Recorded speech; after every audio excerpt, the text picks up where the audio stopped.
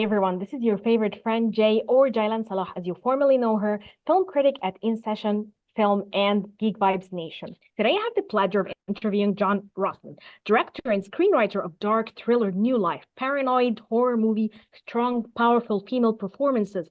Also, it's a great body horror film about the physical transformation and how our bodies can sometimes be prisons. John, I'm so happy to talk to you today. How are you feeling? I'm so excited to be here. I'm feeling great. Yeah, happy and excited to chat. Okay, so first of all, every movie has a story to tell.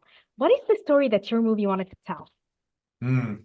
I think the story that I wanted to explore in New Life is kind of the lives we decide to lead in unpredictable times. I think all of us kind of feel a little bit sometimes lost in the world right now. And as we get and face bigger and bigger challenges with climate change, war, you name it, it's kind of, how we as individuals want to act and move through the world.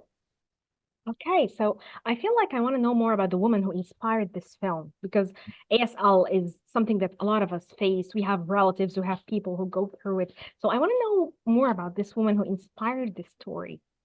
Sure. So, I think there's a woman, Summer Whitson, who had ALS, and she inspired a part of the story where, it's kind of new life is a kind of cat and mouse game, and there's the woman on the run. You don't really know why she's running, and then the woman chasing her, we quickly learn has ALS. And for that aspect of it, I wanted her to kind of have an illness that really affected her body. And how I came around to ALS was through, years earlier as a journalist, I interviewed a young woman who had written a memoir, and it was so important to her that she had written parts of it with her teeth.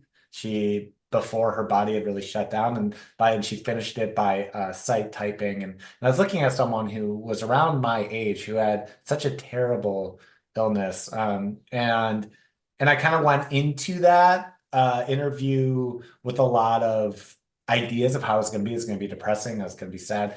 But I was really the most surprised by how optimistic she was and how full of life she was. And her memoir really spoke to that. And I thought about that journey of like facing something so difficult and then coming back with such a positive message.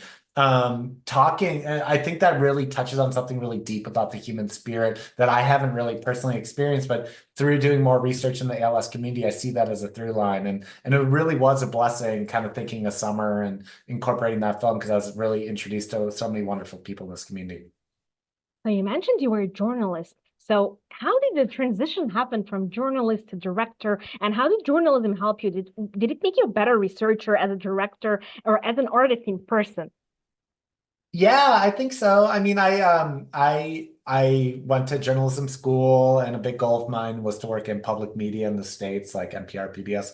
And I started working at local stations, and it really was this place. I spent 10 years there, but I grew up so much and got such a formal education. I was just surrounded by the smartest, most dedicated, funny, intelligent people. And I was just trying to keep up with them because they're all so smart. But, being immersed in that environment, not only are you pushed to kind of think and articulate ideas and find the nuance in them, but also, tell stories in a really concise way. A radio story is about 3 minutes. And so finding the heart of it and telling it in the most compelling way possible, but also in a way people can understand. And I think that really has informed how I write scripts, how I approach stories. And that's totally been in my, filmmaking background. And so, a big goal of mine was to make a feature film. And I think, I love horror movies and those aren't too related, but what is related is the fact that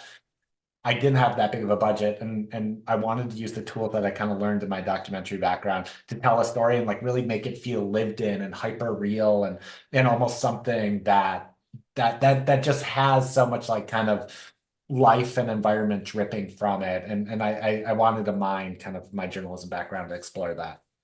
I love that you mentioned the budget because it feels like there are lots of exterior shots and exterior locations.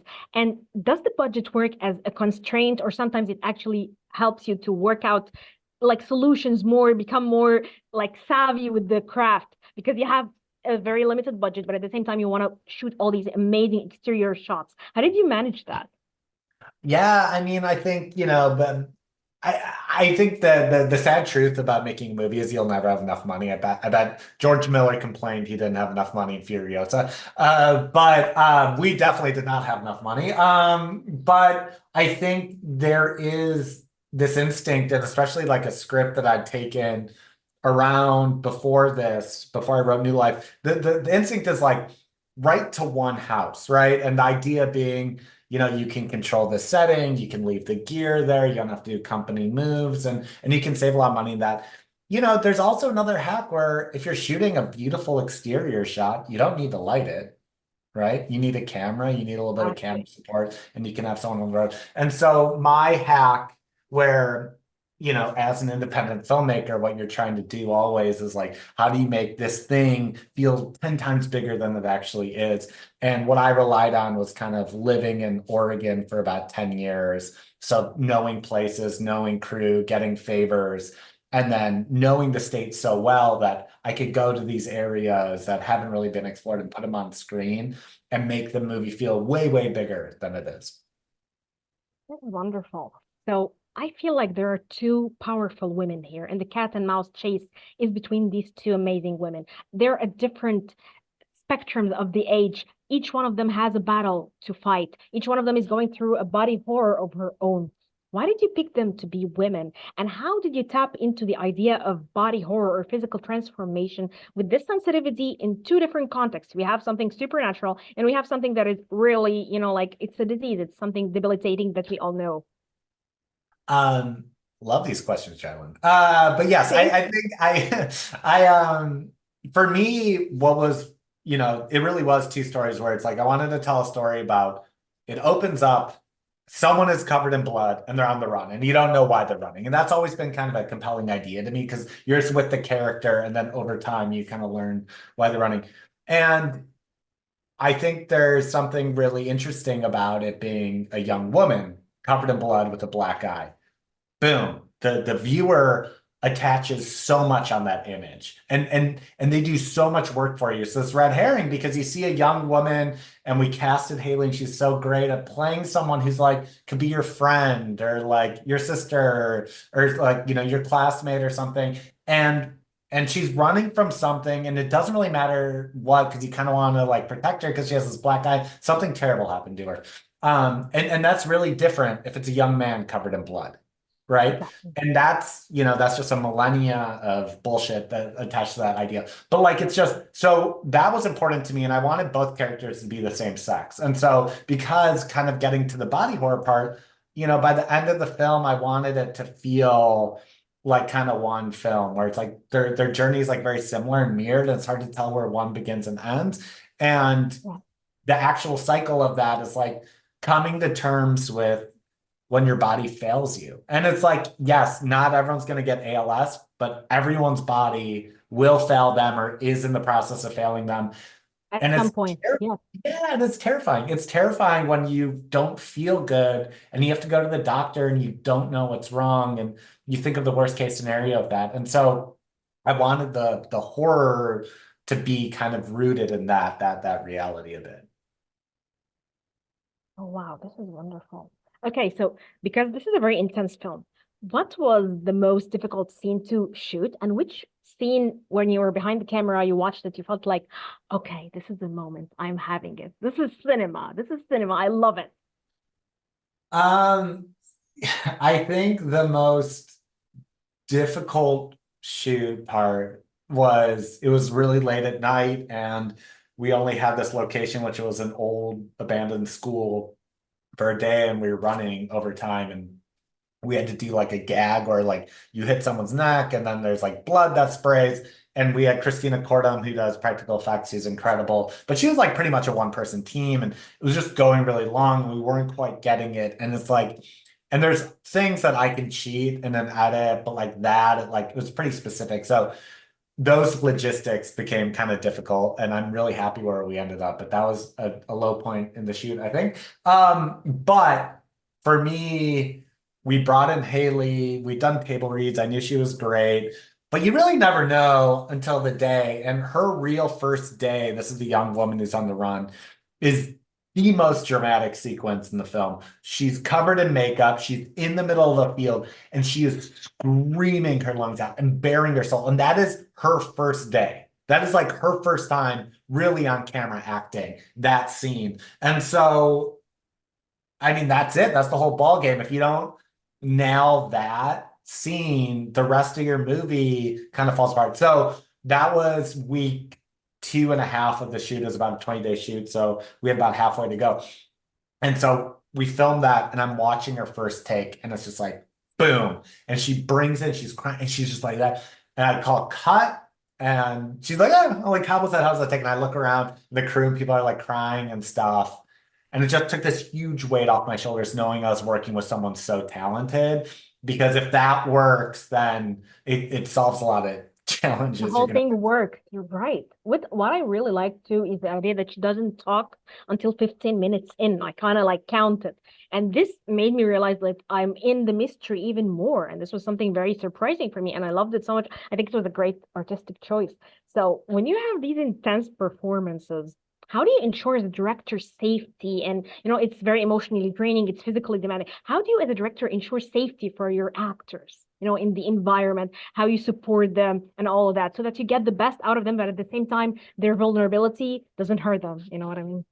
For sure. I think it's treating whether it's actors or a PA, it's just treating people with respect and listening to them and understanding that we're trying to accomplish something bigger than all of us, and it's a big art form, but not at the sacrifice of making people feel terrible. And so with actors going to that vulnerable place, I value myself on being a good collaborator. So during table reads, we're like working together, and I'm changing script to hear how they talk, and I'm taking in their ideas because their performance is gonna be better. And so when it gets to this big performance, we've already talked about it. We're working through it. I'm not, dousing them with cold water and be like, react to that.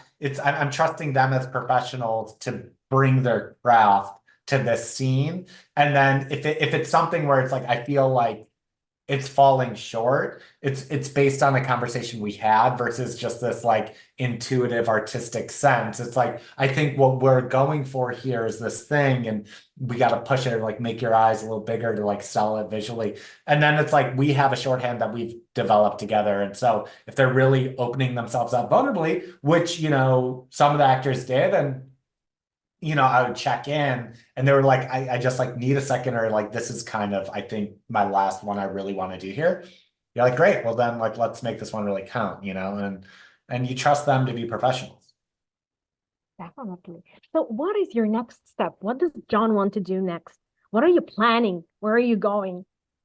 I Yeah, no, I'm really excited that New Life is out in the world right now, and that's so cool. And so I have a script that I'm trying, well, we're out to casting right now, and so we're hoping to film at the end of the year, beginning next year, and start rolling on it. And it's about kind of like this group of teenagers kind of living on the outskirts of civilization, and they're like they play this game where they're really pushing the boundaries, and they're pushing it a little bit too far, and there's kind of consequences that happen. And I'm really excited by it. I think it's gonna be really cool. And so the nice thing with New Life is that, now I have something that actors can also watch, and it starts a different type of conversation, and they can kind of see where I'm coming from. And but yeah, I just want to keep on making films. I think that's what I really want. Perfect. I can't wait to watch your new film, and I hope we get to have a conversation about it when it comes out too, because it's awesome talking to you. Really, I can't wait for everyone to see New Life. Keep recommending it to people. So thank you so much, John. It was an amazing interview. Jaylan, let's do it next time. Definitely, definitely. Thank you. Goodbye.